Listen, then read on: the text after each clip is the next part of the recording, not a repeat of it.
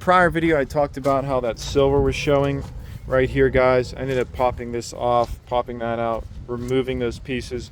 It looks a lot better, a lot cleaner look. Now you can take a look at the doors, side-by-side comparison. You can just see how good it looks.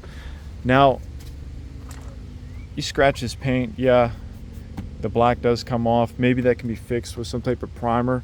Not a big deal. I'm going to touch that up, take the doors off.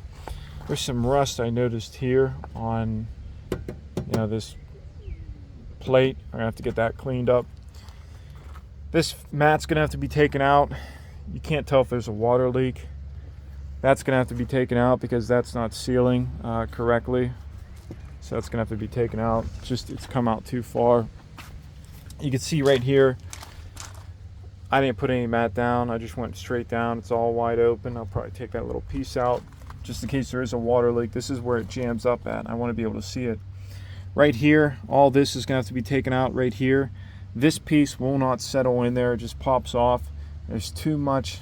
It's too high for that piece to settle. I'm going to come back here in a second, talk about carpet installation, some wiring harness tips. I want to talk about this rear bumper real quick. Now, I believe I talked about this in a prior video. When the rear bumper is off, the exhaust drone is a lot higher. When I put the rear bumper back on, it's not as vicious. So I made the decision to sound deaden the first layer, put the first layer on within the rear bumper. This may be a first time this is ever done, so it's really exciting. I actually did buy a decibel reader, so I will be taking some more measurements to let you guys know how much it has improved. And then I'll eventually likely put a 2-inch and possibly some mass-loaded vinyl back here on this bumper. But this is about 5 hours of work, probably 15 squares or so to get this completed. No joke. No joke. I'm sick of working on that. Okay, talk about carpet installation.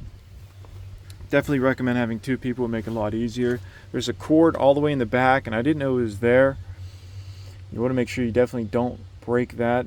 That's a very small cord when you're pushing the carpet back in. It looks like it's pretty fragile and could break easily. The biggest issue you're going to have when you're doing this carpet is in the center. It kind of has to rise up. It can get jammed up on this left corner and the back over here. Me jumping back and forth, it actually took me a couple hours to get this in. Super annoying. When it comes to the wiring harness, the harness is actually going to run after you put the subwoofer back in. You can see a couple of the AC outlets right here. Looks good. The wiring harness is going to run right here. Okay, right here. You can see it's plugged in. I put it back on. It's kind of holding positions. There's not much really in here. These come up and they just twist in. Really simple to get installed. So the wiring harness, the rest of it comes back here, and you can see there's the Bose amp. Those clips come through the holes, and for the clips that go right here, they come over top, from what I remember. Now, why is the Bose amp showing? This piece is supposed to have like some type of molded back thing. There's no way I can actually install it onto the carbon fiber that I'm aware of. So that's going to be the look. And I'm actually cool with the look because I like seeing wires. I think it's a really cool look. And that is official carbon fiber. This is official carbon fiber. In pictures, it's really hard to notice, but in person, it makes such a big difference. The wiring harness, it's actually really simple. Don't be intimidated. One of the things that made it more complicated was the prior DVD and the headrest, all that crap being back there. But I pulled all that out, and once that's out, you realize there's not much going on. Now this, you can see I did in black. Came out really well. So much better than that beige. I actually think this is a better looking than the actual black one that has the top covered and it has like the soft plush top. I think this is a lot better looking, and it's more, you know, user friendly. You can put stuff up here at the top, so really nice upgrade. Couple things that I made mistakes on is right there, that's the vent that I took off. I forgot to put the vent back on. I'm like, oh my god. So I had to disassemble this thing like 3 times. The side that says Canada on it, you can see there's some writings up there. Barely, it's like right there at the top. Where it says Canada, that side goes up. Something also is these vents. There's that vent piece that it's right here and it goes down. Don't forget that piece. Because you don't want to be like me and forget to put that back on. A couple other things. With all the weight, not weight, but the extra size added, I really wasn't able to get this pushed all the way up. I'm not really worried about that. I know there's some bolts up here that tie this piece into that. I recommend just keeping it loose.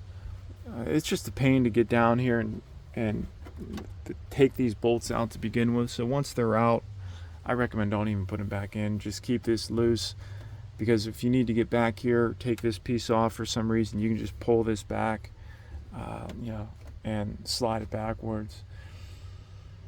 Anything else I want to show you guys? Talked about some of those plastic inserts on the under piece to the steering wheel actually broke.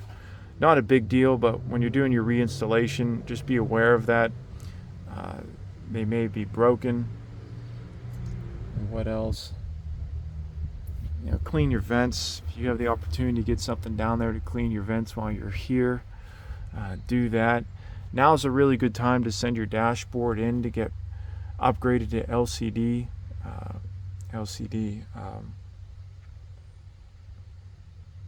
What type of new bulbs? I can't even think what the word is. LED. There it is.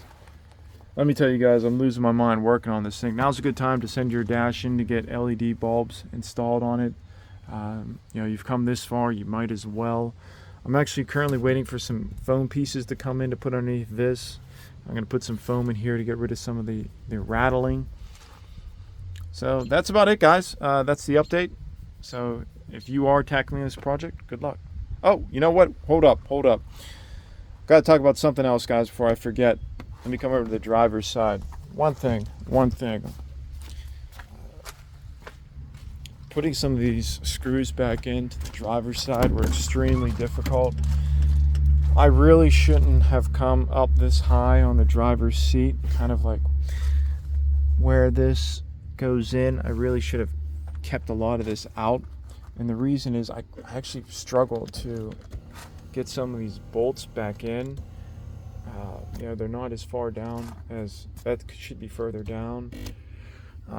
So just something to keep in mind when you're doing the seats. Make sure in that bolt area, or even likely along this whole rail, that's what I should have done, is don't put anything in this rail section on either side so the seat actually sits down in the proper position. So that was the last tip I wanted to give you guys.